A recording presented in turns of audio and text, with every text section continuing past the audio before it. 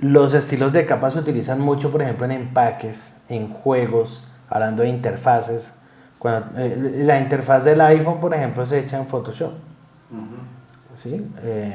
Para hacer interfaces de videojuegos y bueno, diseño gráfico en general para muchas cosas se utilizan los estilos de capa. Digamos que la orientación más que todos los estilos de capa está un poquito más al tema del diseño gráfico, más que a la fotografía. ¿Sí? Entonces, pues obviamente que eso es importante entenderlo. Voy a colocar acá que esto, por ejemplo, tenga 1440 y una altura de 360. ¿Sí? Acá le podemos decir ok. También un detalle, ¿no? Perdón que ahorita pues lo hice así muy rápido, pero tener en cuenta que cuando yo voy a utilizar algún preset, bueno, si yo le digo a medida, pues va a abrir normal, pero si yo, por ejemplo, le digo web o le digo diseño de aplicaciones móviles, Photoshop me va a abrir mesas de trabajo. Sí, o sea, si yo le digo, por ejemplo, acá diseño de aplicaciones móviles o web, digamos que se lo utiliza mucho la gente, me sale como mesa de trabajo y ahí yo voy a poder estar trabajando la modalidad mesa de trabajo que viene pues en la última versión de Photoshop unido al espacio de diseño, que es la opción en la que uno puede diseñar interfaces, que es nuevo en Photoshop. Voy a salirme al Photoshop convencional. Por eso muchas veces uno, pues, digamos, le dice a medida o sencillamente le puede decir obra de arte e ilustración. Ese puede ser una opción que podemos utilizar, o fotografía. Bueno, bien, pero entonces en este caso ya tenemos acá nuestro nuevo documento. Bueno, lo primero, voy a hacer una textura de chocolate. Entonces fíjate lo que vamos a hacer. Es importante entender cuándo debo crear una capa y qué implicaciones tiene el hecho de que haya un fondo o no haya fondo, ¿sí? Acá, por ejemplo, tengo un fondo blanco. Si yo, por ejemplo, pintara aquí en este fondo, esto yo no le puedo colocar estilo de capa porque el estilo de capa él lo coge a toda la capa. O sea, eso se puede dar, ¿no? Por ejemplo, que uno quiera colocarle, voy a quitarle acá un momentito el candadito, a una capa que ya tiene fondo, que uno le quiera colocar, por ejemplo, un pincel, mira lo que va a pasar. Sí, para que me entiendas. Acá yo le puedo colocar profundidad, tamaño, sí. Pero fíjate que sí, parece que no estuviera ocurriendo nada, porque realmente le está colocando es a todo el cuadro. Sí. Entonces no me sirve así. Yo lo que quiero es manejar un contenido en una capa transparente, o sea, cada vez que hacemos la capa, nada, pues llega transparente. Y aquí voy a crear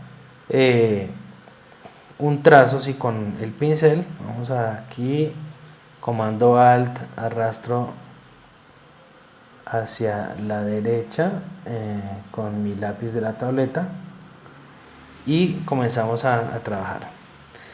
Hay que tener en cuenta también por acá estos botoncitos, ¿no? El botoncito de usar siempre presión para opacidad o usar siempre presión para tamaño. Este me gusta porque a medida que tú vas presionando con la tablet, pues va haciendo más gruesa la línea. Vamos a colocarle que sea un poco, vamos a ir por acá, que sea un poco más grande esa línea. A ver, eso. Vamos por ahí. Listo. Y que quede algo más o menos así. O sea, ¿tú has visto el chocolate líquido? O sea, bueno, eso es lo que queremos hacer, ¿no? Como si fuera un chocolate líquido. Vamos a hacer otro trazo. Vamos a ir por acá. Uno último. Bueno, vamos a dejarlo así. Igual, una vez que se genere el estilo, aunque no me convence mucho todavía, dejemos ese. Le voy a colocar acá un puntico, por acá otro. ¿Listo? Bueno, entonces mira lo que hay que tener en cuenta. Vamos a ir de nuevo a los effects y nos vamos a colocar en bisel y relieve. Entonces, aquí voy a explicar algunos detalles que hay que tener en cuenta cuando uno va a trabajar estilos de capa. Aquí se activó el bisel y relieve, ¿sí? Como explicamos en el ejercicio pasado, pues aquí está ya dándonos un volumen. Y como la luz está cerca del elemento, pues se ve más viscoso, más brillante, ¿sí? Que eso es lo que buscamos también. Acá le podemos colocar también más tamaño, ¿sí? Pero entonces acá hay una cosa que me parece muy importante. Hay un checkbox que se llama usar luz global. Ese checkbox es importante porque varios efectos van a tener esta opción, ¿sí? Varios efectos. De pronto lo vamos a encontrar en las sombras, ¿no? Cuando uno vaya a colocar una sombra paralela, ¿sí? Por acá también encontramos luz global. Y en otros tipos de sombras y resplandores, sí, también lo podemos estar encontrando. Entonces, cuando uno ve esa opción, ¿sí? Vamos a ver, por ejemplo, por acá en sombra interior, sí, por acá también está, usar luz global. Entonces, cuando uno ve esa opción, significa que la luz se va a utilizar global en todo el documento. O sea, que si tú pusiste un bisel, yo le estoy diciendo a ese bisel que tenga una luz por un lado y la sombra por otro, así mismo quedaría la sombra y todo lo que tenga luz, usar luz global activo. Entonces, eso puede ser bueno, pero puede ser malo, porque mira que en este caso yo quiero que la distancia de la luz sea una, pero cuando yo genere la sombra, quiero que la sombra se genere de otra forma, ¿sí? Que no se vea tan seco el borde o cosas así. Entonces, por eso a veces conviene desactivar luz global, ¿sí? Para no amarrar los efectos a esa característica. Voy a desactivar acá un momentico la sombra, ¿sí? Para concentrarnos en el tema de el efecto del chocolate. Entonces, listo, acá ya tenemos un bisel que yo pienso que podríamos dejarlo así, no sé si de pronto un poquitico más alto. Bueno, ahí lo vamos manejando. Igual se puede reeditar, se puede mejorar, que es lo bueno de trabajar en Photoshop, todo es reeditable. Yo le puedo colocar una superposición de colores. Eso significa que va a ir un color encima del que ya está. O sea, la capa tiene color negro y yo le puedo colocar encima un color blanco. Por lo cual, si yo le bajo la opacidad, vamos a estar viendo en algún momento ese color negro que está atrás. Una de las cosas que añadió Photoshop en las últimas versiones de Creative Cloud es este mask que me ha parecido muy bueno, y es la posibilidad de poder agregar varios efectos de la misma clase, que esto no lo tenía antes, y a mí en lo personal pues siempre me gustaba mucho esta opción, porque resulta que uno tiene en Illustrator esto, ¿sí? Y resulta que acá no se podía, entonces ahora ya se puede hacer. Pero entonces, ¿qué pasa? Si vamos aquí a borrar estos, porque yo no quiero sino uno nada más. Pero en este caso yo no voy a utilizar la superposición de color, sino que quiero utilizar una superposición de degradado. Entonces mira aquí algunos detalles. Voy a colocar, entonces, un degradado. Voy a hacer clic por acá en degradado y voy a poner por un lado en el stop, o en el color stop, o en la detención de color, un café, más o menos así, y por acá vamos a colocar otro café, ¿sí? Un poco más rojizo. Sí, bueno, vamos a dejarlo más o menos por acá, vamos a ir mirando. Entonces lo que quiero es que un lado sea más oscuro que otro. Este lo puedo oscurecer todavía un poquito más, ¿bien? Entonces mira, voy a decirle aquí, ok. Entonces fíjate, mira, aplico el degradado utilizando el editor de degradado, como ya lo hemos utilizado en, por ejemplo, las capas de relleno de degradado, o la herramienta de degradado, o el ajuste que utilizamos. ¿Se acuerdan de un ajuste que se llamaba mapa de degradado? Ahí también utilizamos el editor, aquí también lo estamos usando. Entonces, si yo por ejemplo le colocara radial, se vería de esta manera. Si yo lo quisiera invertir, sería de esta manera.